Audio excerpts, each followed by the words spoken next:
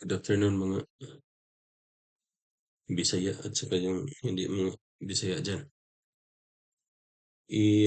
Discuss ko lang 'to saglit, yung post ko kasi 'to dati na ano, sabi ko, kung maaari iwasan ito kasi magiging problema siya sa kalawang. May other effect yan kung,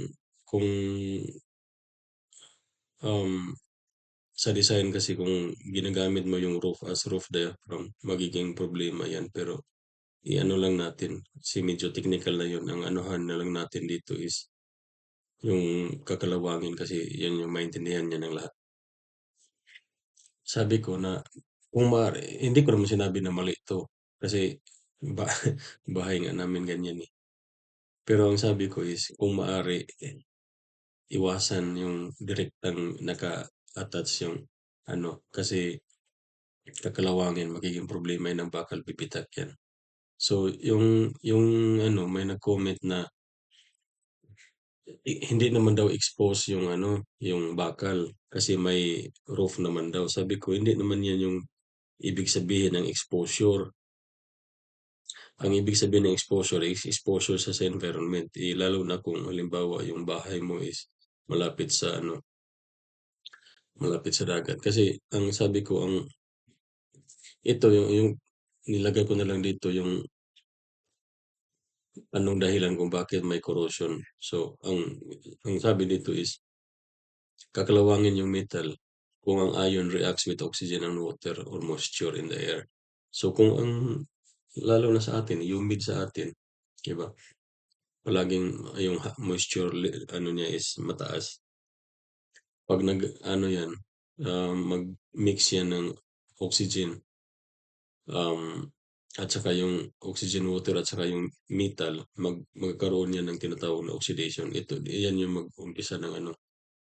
Kaya nga sabi ko, subukan nyo yung gawin yan sa mga structure na nandun sa dagat, malapit sa dagat, 'di ba? Hindi yan aabutin ng ano.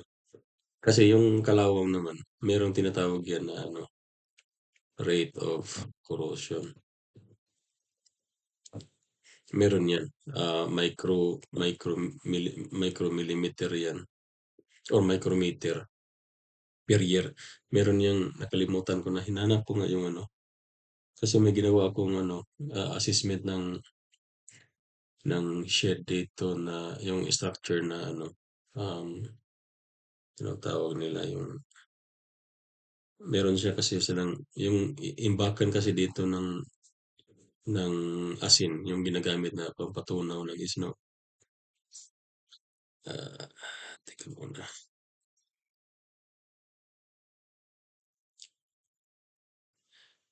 Pinasis ko kasi yung isang video kanina. So anyway, balik tayo. Meron kasi kaming ano, inassist na structure na ang nangyari is um, imbakan siya ng asin para ipatunaw sa isno dito. So, pina-assist ng city kasi kinakalawang niya, kinakalawang. Tapos ang ano lang nila is gusto nilang malaman kung ilang year pa ang itatagal ng structure kasi para malaman nila for budgeting purposes. Kasi siyempre public funds yan so ano pa yan isama pa yan sa budget ng ano ng city. So inanalyze namin. So ang binasihan ko sa pag-estimate ng ano niya lifespan ng structure remaining ang lumabas dun is mga 4 years na lang eh. Yung rate of corrosion. So ang ginawa ko um 'di ba meron naman tayong mga factor, um, mga mga coefficient na i-multiply natin sa um, anong tawag dito sa structure, sa metal, sa material para yun yung ultimate capacity niya. Halimbawa, steel is 0.9 Fy. So, ang ano ko lang is, ang ginagawa ko is para ma-reach niya yung 0.9 Fy is kailangan at least 10% ng metal. Yung magiging, instead na allowable siya, magiging ultimate na siya kasi 90% na lang yung natira. at yun yung gamit mo sa design, so magiging ultimate capacity na siya. So hindi naman siya na mag-collapse pero further deterioration, medyo critical na yung ano. So yun yung in-assume ko na kailangan ang matira 90% para ma-consider pa siya na ano, na safe siya at yun na yung pinaka-lifespan niya. So ang ginawa ko is meron kang, 'di ba, meron kang cross-sectional area. So i-ano mo lang 90%, so ano yung magiging final section niya at 90%. So i-minus mo lang yung ano, yung yung actual weight sa yung reduce na section. Now kung ilang millimeter 'yan, ilang ano, merong rate yung corrosion na in how many micrometer in a year ba yun or per month, parang gano'n. Tapos depende sa environment. So kung normal lang na ano, halimbawa kung sa atin lang nasa liblib lang, nasa bundok, walang problema yan. Pero ang corrosive environment, yung malapit ka sa dagat, lalo na kung palaking na ano ng dagat, yung alon. So magiging ano siya, yung rate of corrosion niya medyo mabilis. Kaya yung mga structure na nasa dagat, pag na-expose na yung bakal, wala na, ilang taon na lang talagang masisira na yan. So, meron yan. So, ang ano ko dito, ang punto ko dito is kung maaari iwasan yan kasi other than other structural yung sabi ko nga sa roof diaphragm pero hindi natin i-discuss yun kasi medyo technical na yun. Ang ano natin kasi, ang ginagawa natin is, di ba, ito yung, yan, di ko alam kung anong ginagawa yan kasi nakita ko lang yung bakal na ano. Pero posible naman na ganito yung ginagawa niya. Di ba, meron tayong ano dyan, yung vertical bars tapos may stirrups ka or lateral ties, di ba? So ito yung lateral ties, ito yung vertical bars. Ang kalimitan na ginagawa sa atin is ini-extend to. Ini-extend yan, no? Tapos nandito yung, halimbawa, yung rafter mo or purlins. Yan yung parang i yung iba i-welding pa nga dito eh, yung iba. So ito yung concern lang na kung kung maaari iwasan 'to kasi once na mag-start na kalawang 'tong bakal na 'to, papunta na 'yan sa loob. Tapos ang ano kasi ng bakal 'pag corroded na or kinakalawang na, mag-expand 'yan. So ang mangyayari is bibitak 'to. So ma-compromise. So ano ang posibleng gawin or magandang gawin, i-ano mo lang, yung sabi ko na kung maaari puwede ganyan pa rin pero idawil mo instead na direkta. So ito yung ulo mo, ito yung bakal, 'di ba? Vertical bars, nandito yung lateral ties. Tapos yung ano mo is 'pag buhos ka hanggang sa top ng kulong. I-insert mo lang yung ano diyan, mag-insert ka lang ng bakal diyan.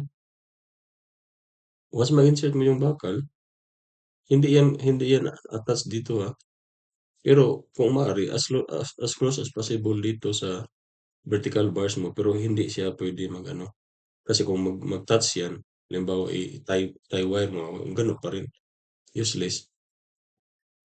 I-ano lang, hindi naman yan mababaon kung na ano na yan, nabuhusan yan, i-ano lang, i-insert mo lang yan diyan.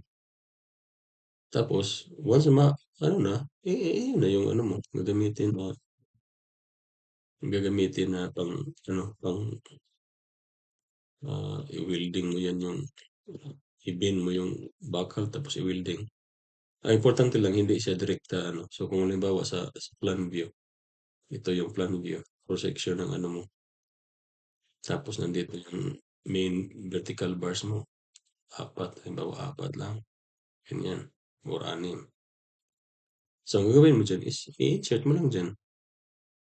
Kung maaari malapit sa ano, sa vertical bars para hindi siya kailangan ng malalim na embedment ano, para sa kasi ang mangyayari diyan, paghatak dito magkaroon yan ng ano, yung parang hatakin niya yung buong concrete tapos once mag-cross yan diyan sa bakal, hatakin naman yan. So, matibay yung ano mo, connection mo diyan. So, ito lang, during pagbuhos mo, 'pag ano na, insert mo lang yan yung 4 o 2 ba, yung 2 dito, ganyan. So, hindi kailangan na ano, hindi kailangan na ano tawag dito, hindi kailangan na,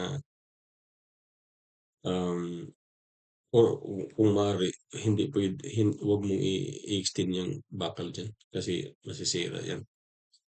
Ito mas maganda 'to na paraan, idawil lang. Pareha lang, wala yung purpose ng ano, yung bakal mo na i-bend mo, wala naman gano'n lang din naman. Ang ano ko lang is kung kakalawangin kasi 'to, maapektuhan na yung main bar, pero kung nakadawil lang yan, pagkakalawangin yan, marami ka pang puwedeng gawin.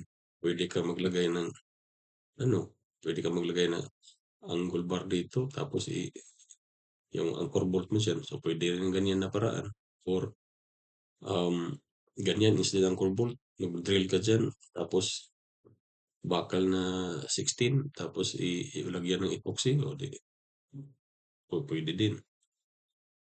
Pero meron ding ano, paraan na para ma-minimize yung kalawang is pinturahan mo 'yan or epoxy. Pero yun nga, papasok na yung isang concern ko na kung nagagamit siya as roof diaphragm tapos mag-transfer siya sa kulong, direkta dito. Kasi yung stirrups mo naman napadit nasa baba pa, eh. So, 'pag mag-bend 'yan, baka mag-break out dito, may break out. So, kung maliit lang naman yung force, okey lang. Pero mas maganda na lang kung maaari iwasan na lang tapos idawit na lang. So, yun lang yung pinaka-ano diyan, magandang solusyon. So, I hope makita 'to ng mga kapatid natin sa construction worker at, maiwasan na yung ganito na sitwasyon. Sige, bye.